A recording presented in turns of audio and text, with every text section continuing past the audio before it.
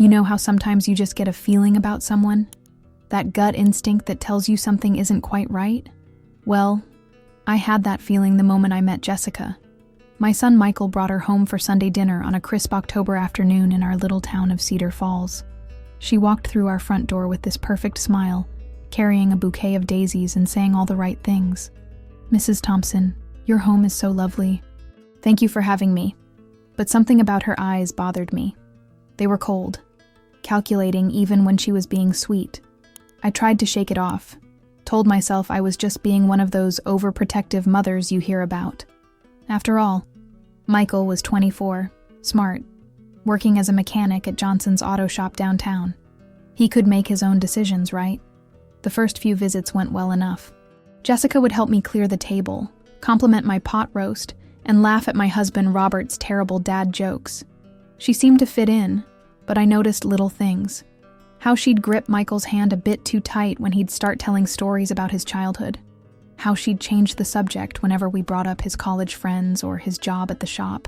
How she'd get this tight smile when we showed her photo albums from Michael's baseball days at Cedar Falls High. Robert and I raised Michael to be respectful, hardworking, and loyal to family. We weren't perfect parents, but we did our best.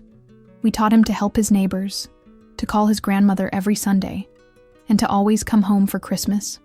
Those were our values, simple as they were. We lived in the same house on Maple Street for 30 years, right across from the Hendersons and 2 blocks from the diner where Robert proposed to me back in 1985. But after Jessica came into the picture, things started changing. Michael's weekly visits became every other week, then once a month. When he did come by, he seemed distracted, checking his phone constantly. She'd text him during dinner, and he'd jump up to answer. "Sorry, Mom, it's important," he'd say, stepping onto the porch to talk in hushed tones. The warmth in his voice when he talked to us began to fade. Simple questions about work or his weekend plans were met with short, irritated answers. "Why do you need to know everything I do?" He'd snap when I'd ask if he was eating enough, or if he needed help with anything. This from the boy who used to call me just to tell me about a funny customer at the shop, or to ask for my meatloaf recipe. Robert tried his approach, man to man. He'd invite Michael out to the garage to work on the old Chevy we'd been restoring together for years. But even there, Michael seemed distant, his mind elsewhere. "Son, you seem troubled," Robert would say gently. "Is everything okay with work? With Jessica?" But Michael would just shrug and mumble something about being fine, about us worrying too much. I started hearing things around town.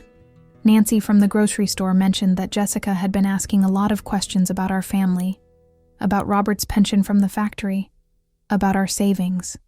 The mailman, old Pete who'd known us forever, said Jessica had been pretty rude when she answered Michael's door one day, telling him to leave packages downstairs instead of bringing them up to the apartment. Then came the night that changed everything. It was a Thursday in November, cold and getting dark early. Michael showed up unannounced, which should have been a good sign, but his face was hard, angry in a way I'd never seen before. Jessica wasn't with him, which was unusual lately. "We need to talk," he said, not even taking off his jacket as he stood in our living room. Robert was in his chair watching the news, and I was folding laundry on the couch. The tension was immediate and thick. "About what, honey?" I asked, setting down the towels.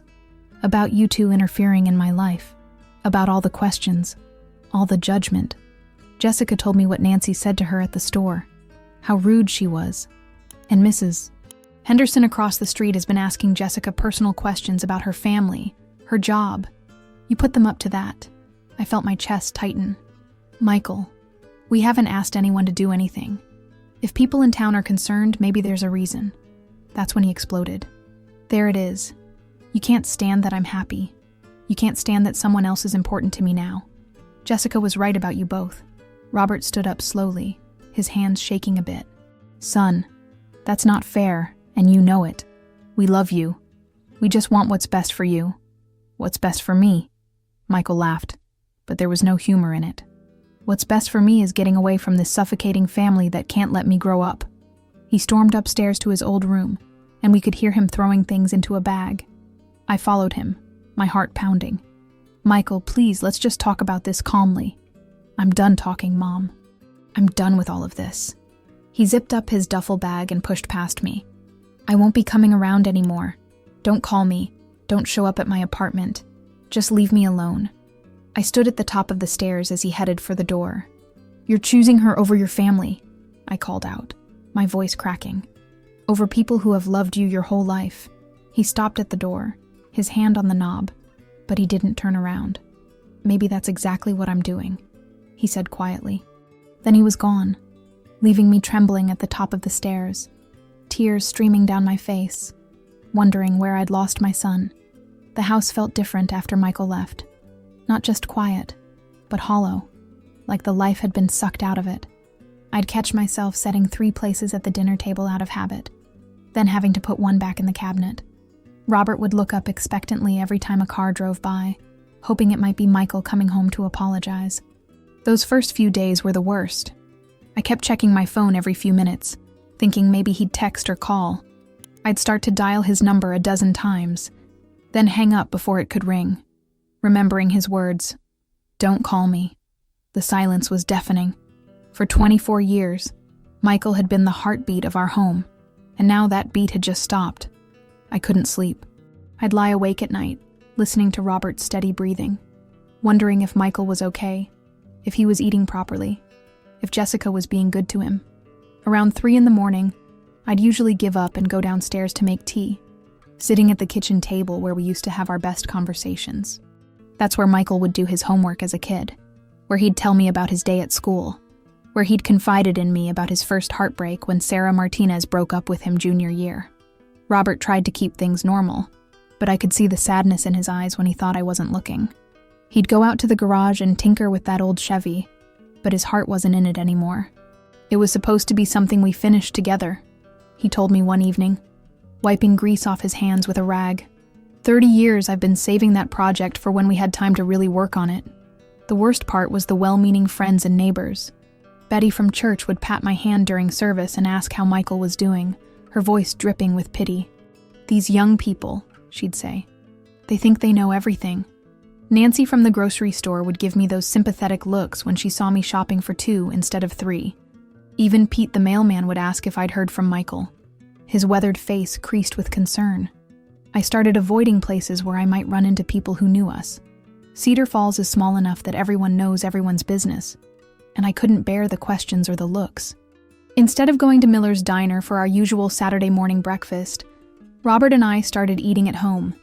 Instead of my weekly trip to the farmer's market, I began driving 20 miles to the supermarket in the next town over. 3 weeks after Michael left, I couldn't take it anymore. I needed to see him, to know he was okay. I drove to his apartment complex on the other side of town, a modern building with a security entrance that I'd only visited twice before. My hands shook as I pressed the buzzer for apartment 4B. "Who is it?" The voice wasn't Michael's. It was hers. "Jessica, it's Margaret Thompson. Michael's mother. Is he home?" There was a long pause. "He doesn't want to talk to you. Please, I just want to know he's okay. I won't stay long, I just need to see him. He said no visitors from his family. He's trying to move on." Move on. Like we were some kind of bad habit he needed to break. "Can you at least tell him I was here? Tell him his father and I love him?" Another pause. "Look, Mrs. Thompson, Michael is happy now. Really happy. Maybe it's time you respected his decision." The intercom went silent. I stood there in the parking lot for another 10 minutes, hoping maybe Michael would come down, that maybe she hadn't even told him I was there. But the building stayed quiet, and eventually I drove home, crying so hard I had to pull over twice. That night, I did something I hadn't done since Michael was little. I went into his old room and just sat on his bed, surrounded by his high school trophies and the model airplanes we'd built together. His graduation photo was still on the dresser, him in his cap and gown, Robert and me beaming beside him. We'd been so proud that day, so full of hope for his future. I picked up his old baseball glove from the closet shelf, the one he'd worn through 2 seasons at Cedar Falls High. It still smelled faintly like leather oil and summer grass. I held it against my chest and let myself really cry for the first time since he'd left. Not the angry tears from that night, but the deep, soul-wrenching sobs of a mother who'd lost her child to something she couldn't fight or fix. Robert found me there an hour later.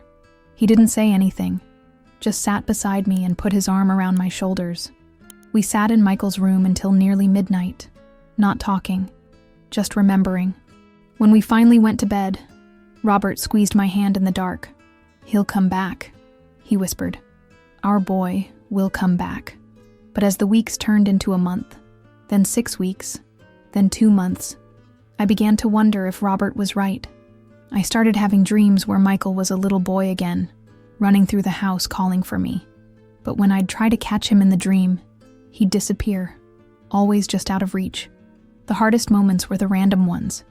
When his favorite song came on the radio, when I passed Johnson's auto shop and saw his coworkers but not him, when I'd instinctively buy the good ice cream at the store before remembering he wouldn't be there for Sunday dinner. Those moments hit like physical blows, leaving me breathless and aching. I started keeping a journal, writing letters to Michael that I never sent, telling him about the weather, about how the neighbor's cat had kittens, about how his father had finally fixed the squeaky hinge on the front door that had annoyed us for years. Ordinary things that I hoped might remind him of home, of the life we'd built together, of the love that was still here waiting for him. 2.5 months after Michael left, Robert collapsed in the garage. I was inside making lunch when I heard the awful sound of metal clanging and then silence. By the time I ran out there, he was sitting on the concrete floor, pale as paper, clutching his chest. "Just got dizzy," he kept saying in the ambulance, but I could see the fear in his eyes. At 67, Robert had always been strong as an ox, working at the factory for 30 years before retiring, never sick a day in his life. But stress has a way of catching up with you, and I knew losing Michael had hit him harder than he'd admit. The doctor at Cedar Falls General said it was a mild heart episode, probably brought on by stress and high blood pressure. Not a full heart attack, but a warning. Robert needed to take it easier, watch his diet, maybe consider some medication. As I sat beside his hospital bed that first night, watching the monitors beep steadily, all I could think about was Michael. He needed to know his father was sick. I called his number from the hospital payphone, my hands shaking as I dialed. It went straight to voicemail. "Michael, it's Mom. Your dad is in the hospital. It's not life-threatening, but we're scared and we need you. Please call us back." I left 3 more messages over the next 2 days. He never called. When Robert came home after a 3-day stay, he looked older somehow, more fragile. The man who used to move refrigerators by himself now got winded walking up the stairs. But what hurt him more than the physical weakness was Michael's absence.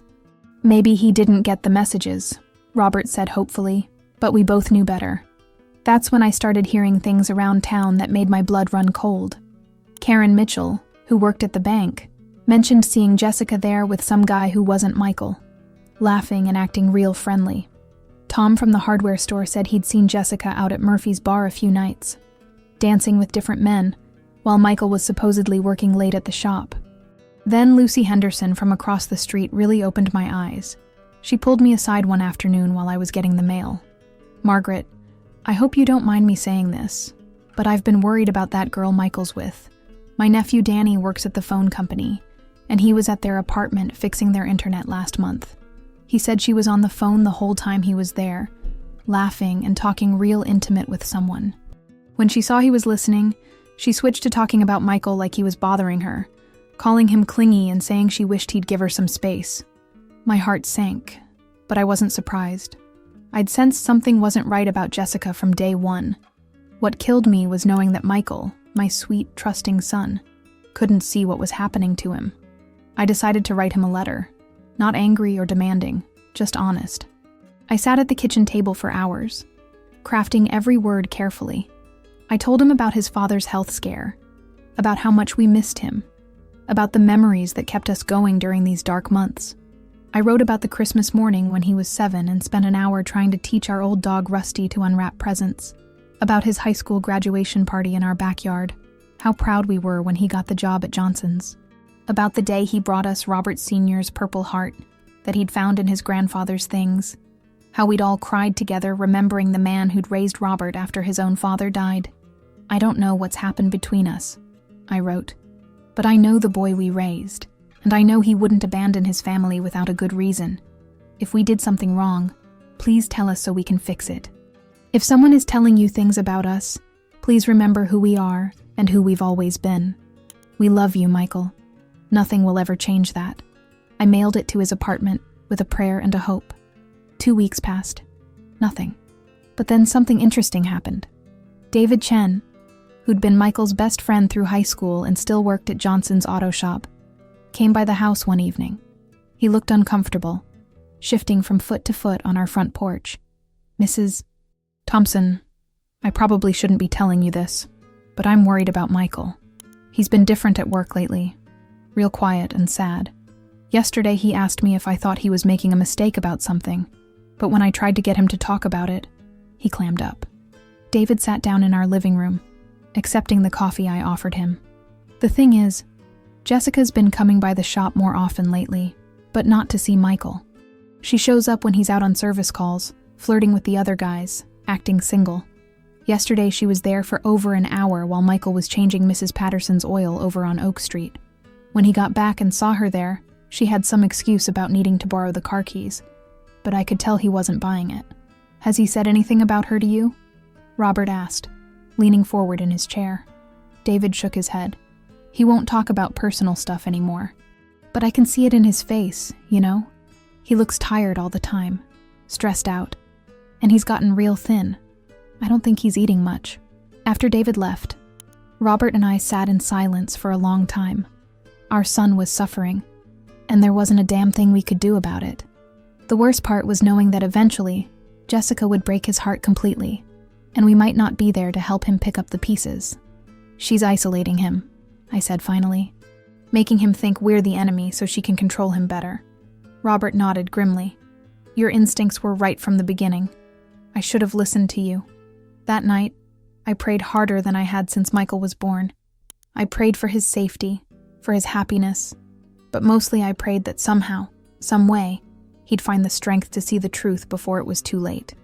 I prayed that when he finally realized what was happening to him, we'd still be here, still loving him, still ready to welcome him home. But I had no idea how much worse things would get before they got better. Sometimes the truth comes with a price so high, you wonder if ignorance might have been kinder. Sometimes love isn't enough to save someone from their own poor choices. And sometimes, as a parent, all you can do is wait and hope and pray that the child you raised is still there somewhere, buried underneath all the pain and confusion, waiting for the right moment to find his way back home. It happened on a Thursday night in March, one of those brutal Midwest storms that makes you want to stay inside with a cup of tea and a good book. The wind was howling something fierce, rattling our windows and bending the old oak tree in our front yard nearly in half. Robert and I had gone to bed early, listening to the weather report warning about possible tornadoes in the area. Around midnight, I was jolted awake by pounding on our front door. Not knocking, but serious, urgent pounding that made my heart jump into my throat. Robert sat up beside me, instantly alert. What the hell? He muttered, reaching for his robe. I threw on my bathrobe and followed him downstairs, my mind racing through possibilities. Maybe a tree had fallen on the Hendersons' house. Maybe someone's car had broken down in the storm. But as we got closer to the door, I could see the flashing red and blue lights through our front window, and my blood turned to ice. The officer standing on our porch was young, maybe 30, with rain dripping from his hat, and a serious expression that told me this wasn't a routine call. Mr. and Mrs. Thompson, I'm Officer Martinez with the Cedar Falls Police Department. Are you the parents of Michael Thompson, age 24? My legs nearly gave out. Robert's hand found mine and squeezed tight. Yes, I managed to whisper. What's happened to our son? He's alive, ma'am, but he's been seriously injured. He was found about 2 hours ago in an alley behind Murphy's Bar on Main Street. He'd been beaten pretty badly and was unconscious when the paramedics arrived. He's at Cedar Falls General right now. The next few minutes were a blur of grabbing keys and coats and following the police car through the storm to the hospital.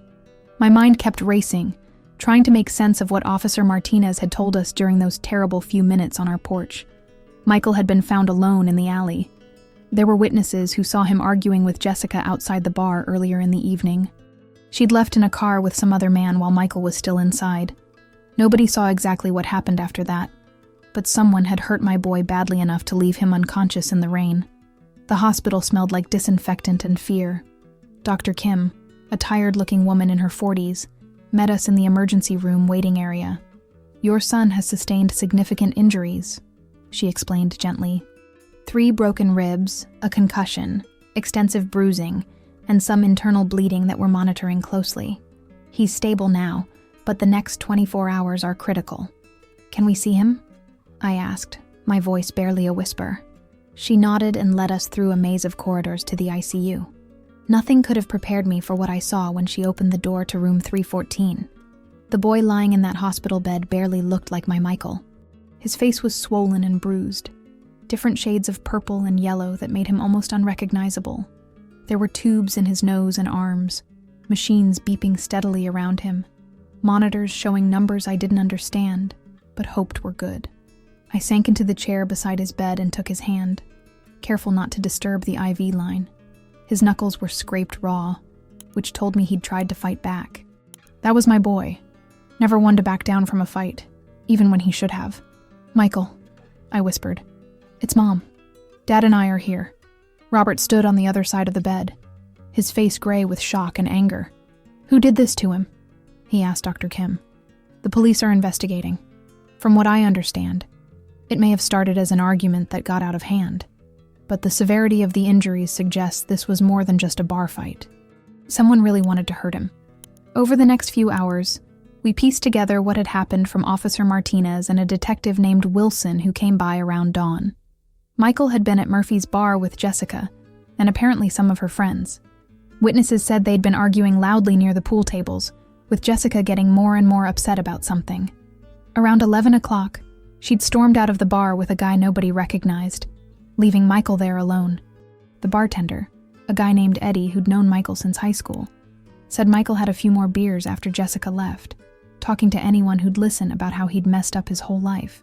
Around closing time, Michael had stumbled out into the alley behind the bar, probably to walk home. That's where someone found him 3 hours later, beaten unconscious and left in the rain. "The thing is," Detective Wilson told us quietly, "your son's wallet was still in his pocket, and his watch was still on his wrist. This wasn't a robbery. Someone wanted to hurt him specifically. The implications hit me like a physical blow. This wasn't random violence. Someone had targeted Michael, and I couldn't shake the feeling that Jessica was involved somehow. Maybe not directly, but her leaving him alone and drunk in a bad part of town felt like more than just coincidence." I spent the next 2 days beside Michael's bed, holding his hand and talking to him, even though he couldn't respond. I told him about the weather, about how the Hendersons' cat had finally caught that mouse that had been bothering them all winter, about how his father was taking better care of himself since the heart scare. Mostly, I just let him know we were there, that we loved him, that we weren't going anywhere.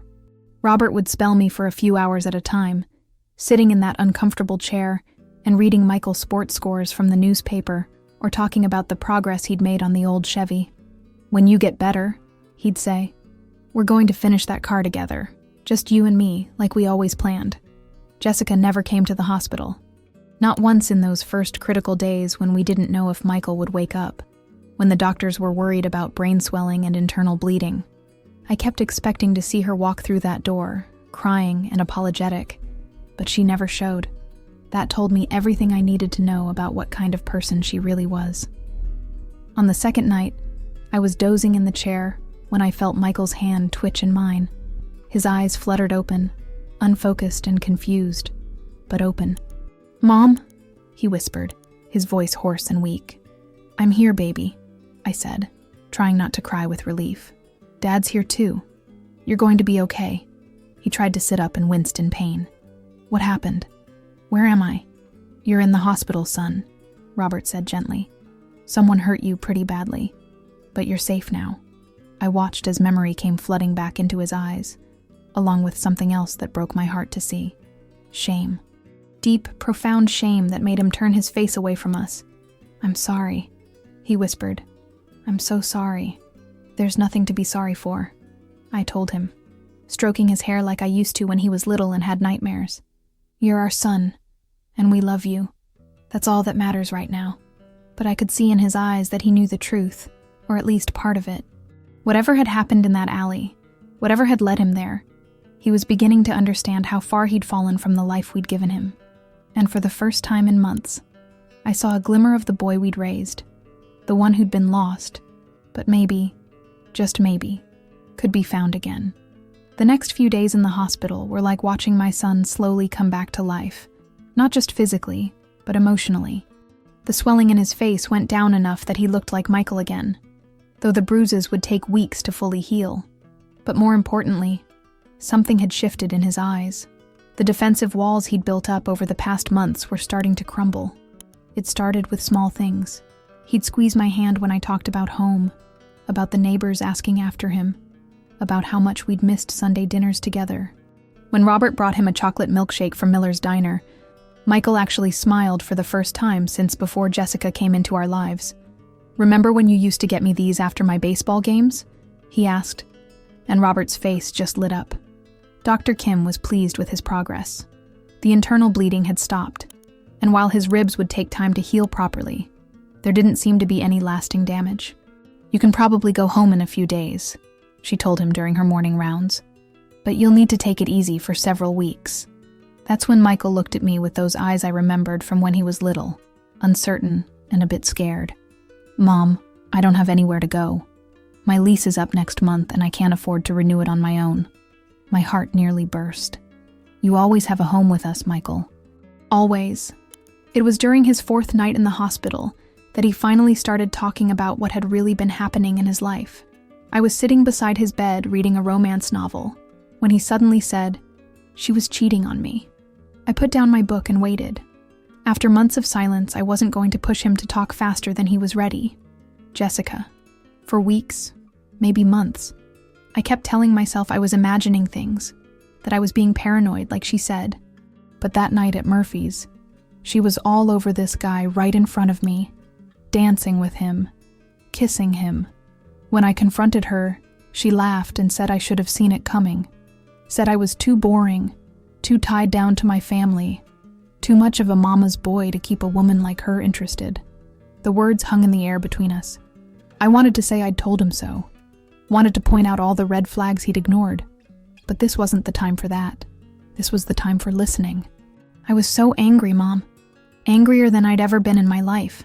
Not just at her, but at myself for believing her lies, for pushing you and Dad away, for being such a fool. I started drinking too much, trying to numb the pain and the embarrassment. When she left with that guy, I just sat there at the bar feeling sorry for myself. He was quiet for a long moment, staring at the ceiling. I don't remember much after leaving the bar. I was pretty drunk, and it was raining hard. Next thing I knew, I woke up here with you holding my hand. The police had been by earlier that day with an update. They'd identified 2 men who'd been seen arguing with Michael in the alley behind Murphy's bar. Apparently, they were friends of the guy Jessica had left with, and they'd taken exception to Michael confronting their buddy about his girlfriend. What started as harsh words had escalated quickly when Michael, drunk and heartbroken, had thrown the first punch. He was outnumbered and outmatched, but he'd fought back until they'd beaten him unconscious. "The worst part," Michael continued, his voice barely above a whisper, "is that I knew you were right about her. Deep down, I knew from the beginning. But I was so stubborn, so determined to prove I could make my own decisions, that I ignored every warning sign. I threw away the best thing in my life for someone who never cared about me at all. That's when I finally spoke up. Michael, honey, we all make mistakes, even big ones. What matters is learning from them and finding your way back to what's important. But I was so horrible to you and Dad. I said things I can never take back. I chose her over my own family, and for what? For someone who walked away the first chance she got." I reached over and took his hand, careful of the IV. "You're our son. You could have said or done anything, and we'd still love you. That's what family means. We don't love you because you're perfect. We love you because you're ours." He squeezed my hand and finally looked at me directly. "I missed you so much, Mom. Both of you. Every day I was gone.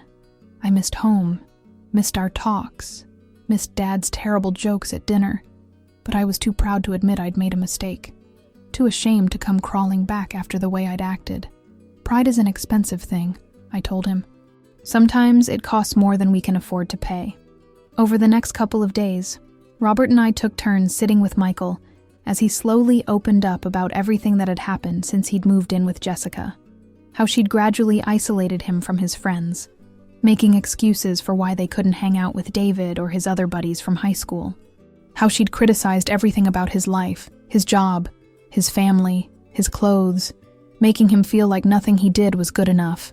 She had this way of making me feel grateful that she was with me at all, he explained to Robert one afternoon. Like I was lucky she'd chosen me, so I should put up with whatever she dished out.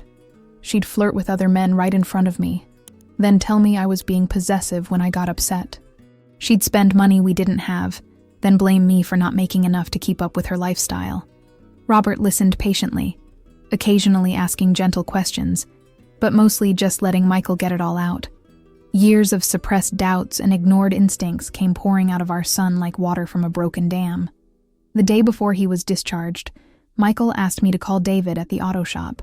He wanted to apologize for being such a bad friend, for choosing Jessica over people who actually cared about him. Within an hour, David was at the hospital with a big grin and a bag of Michael's favorite candy bars from the vending machine at work. "Man, we missed you," David said, settling into the visitor's chair. "Work hasn't been the same without you around to keep us laughing." "I'm sorry, Dave.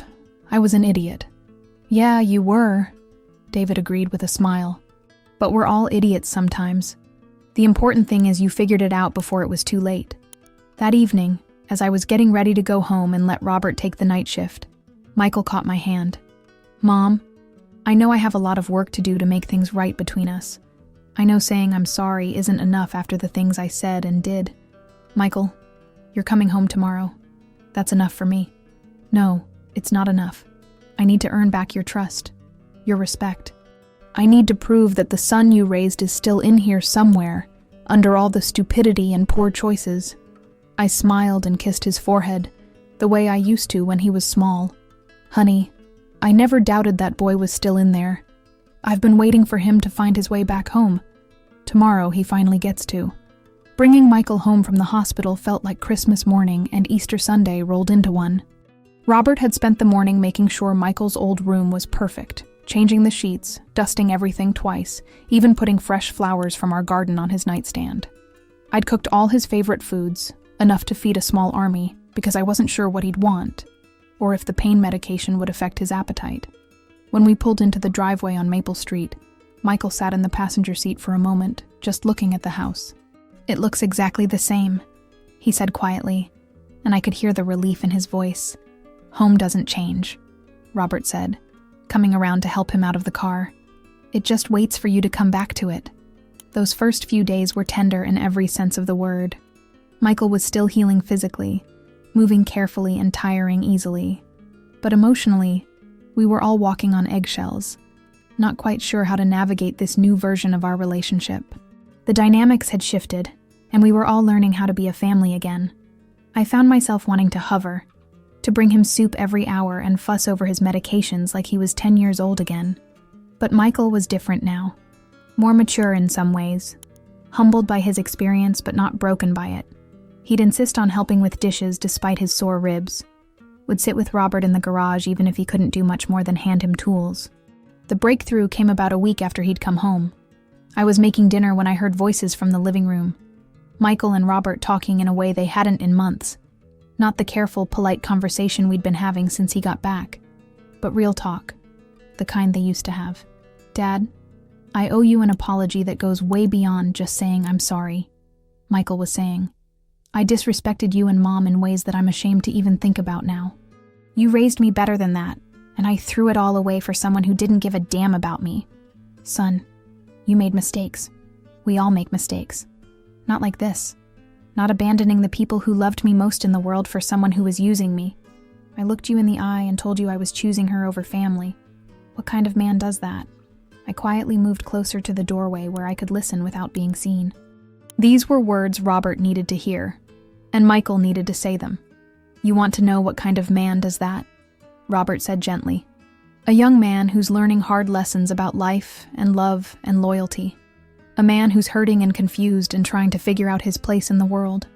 I did stupid things when I was your age too, Michael.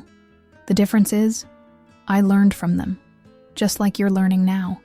But I hurt you, both of you. I saw it in Mom's face that night when I walked out. I saw how much pain I caused. Robert was quiet for a moment. You did hurt us. I won't lie about that. But you know what hurt us more? Not being able to help you when you needed us. Not being there when that girl was tearing you down and making you doubt yourself. The worst part wasn't the anger or the harsh words. The worst part was knowing our son was suffering, and we couldn't do anything about it. I had to wipe my eyes before going back to the stove. This was the conversation we all needed, the one that would start healing the deeper wounds we'd all been carrying. That evening, we did something we hadn't done in almost a year. We sat down together for Sunday dinner, even though it was a Wednesday. I'd made Michael's favorite pot roast with carrots and potatoes, homemade rolls, and apple pie for dessert.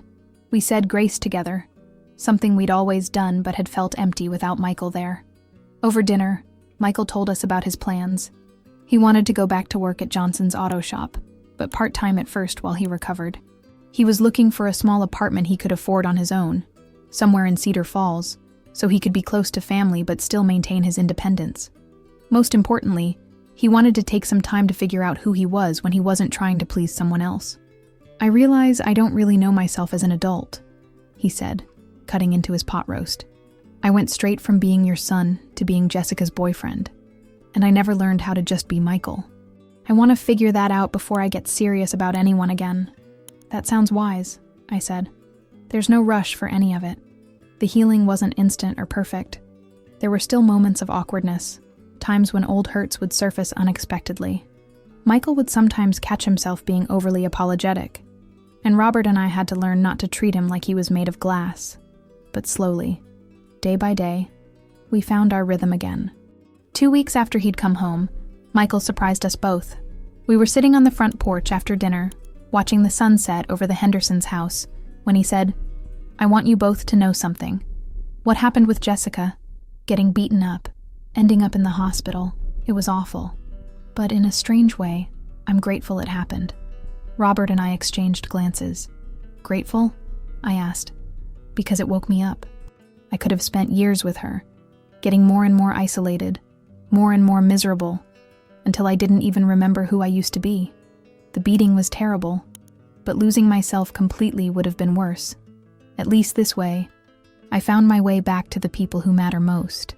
He reached over and took my hand. I'm grateful because I got a second chance with the best parents a guy could ask for. Not everyone gets that. A month later, we were all in the garage working on the old Chevy. Michael was finally strong enough to do more than just watch, and Robert was teaching him how to rebuild the carburetor, something they'd planned to do together for years.